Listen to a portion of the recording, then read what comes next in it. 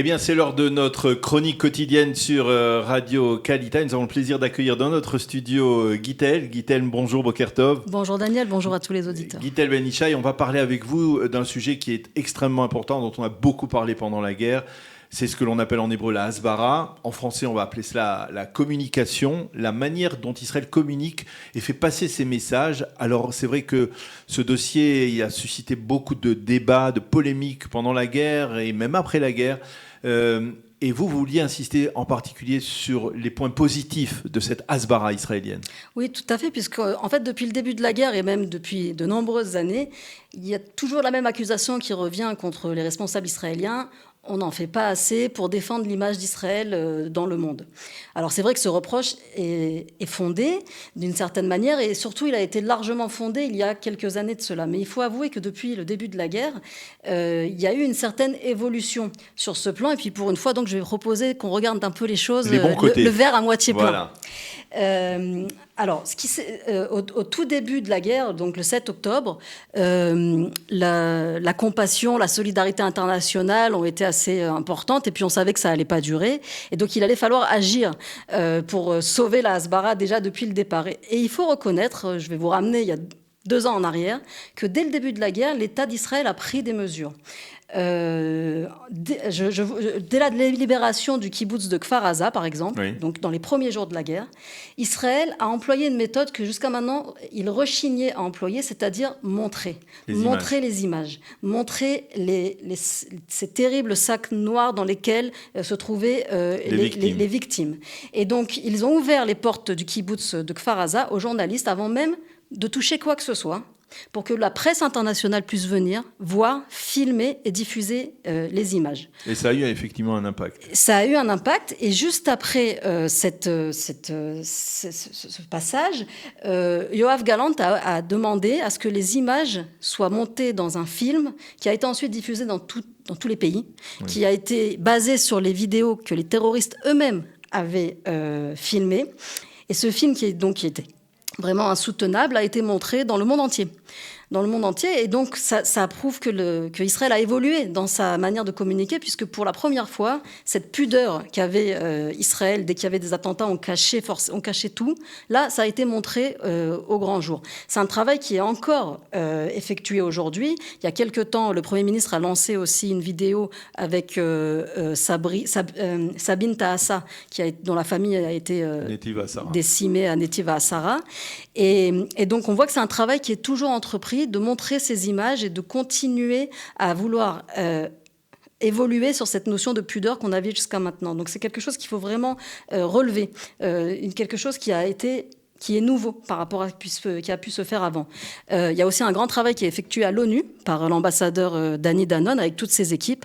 Ils montrent des images, ils parlent, ils vont voir les délégations des différents pays pour augmenter la prise de conscience dans les différentes capitales. Il y a un deuxième point sur lequel l'État d'Israël a évolué dans cette hasbara, c'est, l'adaptation à l'époque. Aujourd'hui, tout passe par les réseaux sociaux. Bien entendu. Et ça, les services gouvernementaux ont l'air de l'avoir compris. Je vais vous citer quelques exemples. On a par exemple sur les réseaux sociaux le compte du COGAT, vous savez, le coordinateur des actions du gouvernement à Gaza. Ce compte du COGAT existe en anglais. Et sur ce compte, il y a beaucoup de posts qui sont publiés plusieurs fois par jour qui montrent la réalité de la situation dans la bande de Gaza. Où en est l'aide humanitaire ? Il y a par exemple des photos de marchés remplis de vivres au moment où tout le monde parlait de famine à Gaza. Il montre aussi des images du détournement de l'aide humanitaire. Les aides qui sont apportées à la population, tout est documenté, tout est filmé, tout est photographié, tout se trouve sur ce compte qui est en anglais. Un autre compte qui est très important, c'est évidemment celui de Tsahal. Tsahal, il faut le savoir, a des comptes en 7 langues différentes sur les réseaux sociaux. Donc ça touche quasiment le monde entier.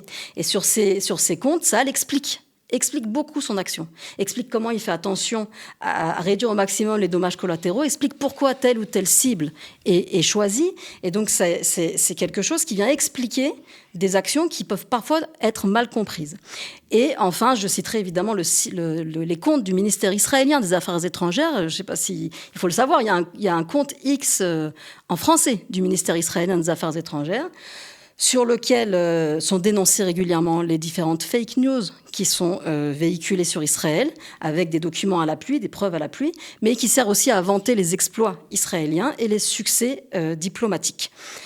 Alors, il faut le savoir, vous l'avez dit, vous avez dit et répété cette phrase, il faut le savoir, et c'est justement peut-être ça le problème, c'est que tout le monde ne le sait pas obligatoirement. Voilà. Tout le monde ne sait pas rentrer dans un réseau social et puis se connecter avec le site de l'armée israélienne, le site du ministère des Affaires étrangères. C'est peut-être la problématique. En tout cas, effectivement, il y a des bons points. Peut mieux faire, on va dire. Pas mal, mais peut mieux faire au niveau du gouvernement.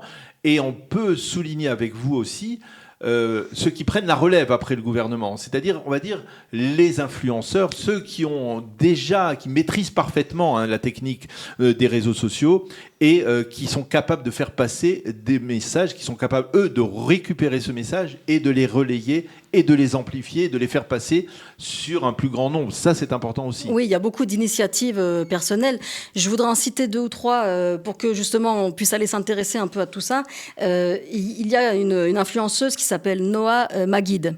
Et ce qu'elle fait, elle, c'est assez extraordinaire parce que tous les jours, depuis le 7 octobre, elle publie des photos et des vidéos du 7 octobre sur ses comptes, sur les réseaux sociaux, pour qu'on n'oublie pas, pour qu'on se souvienne de l'horreur qu'a été cette journée, et pour que plus le temps passe et qu'on reste attaché et qu'on comprenne ce qui s'est passé et pourquoi on en est là aujourd'hui.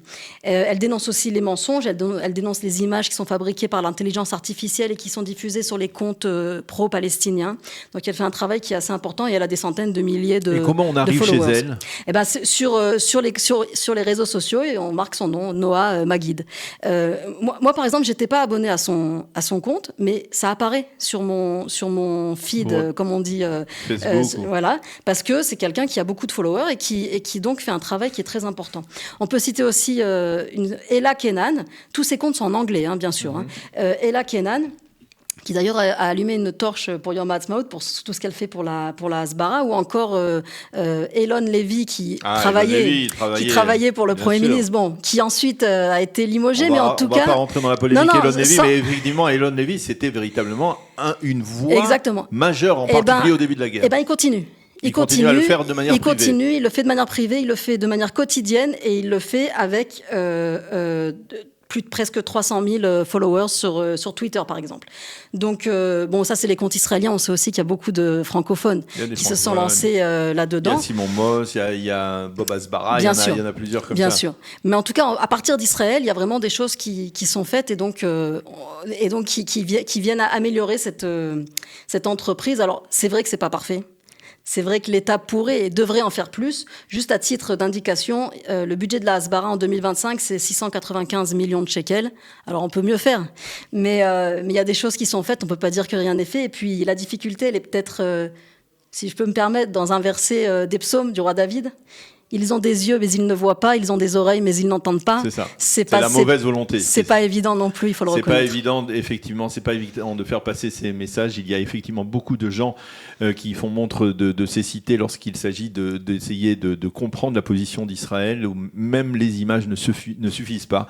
Et il faut le regretter. Mais en tout cas, effectivement, vous nous avez donné envie d'aller sur les réseaux sociaux pour essayer de mieux répercuter, on va dire, les messages de l'État d'Israël autour de cette guerre. Merci beaucoup, Guitel Ben Ishai, d'avoir été avec nous. Merci.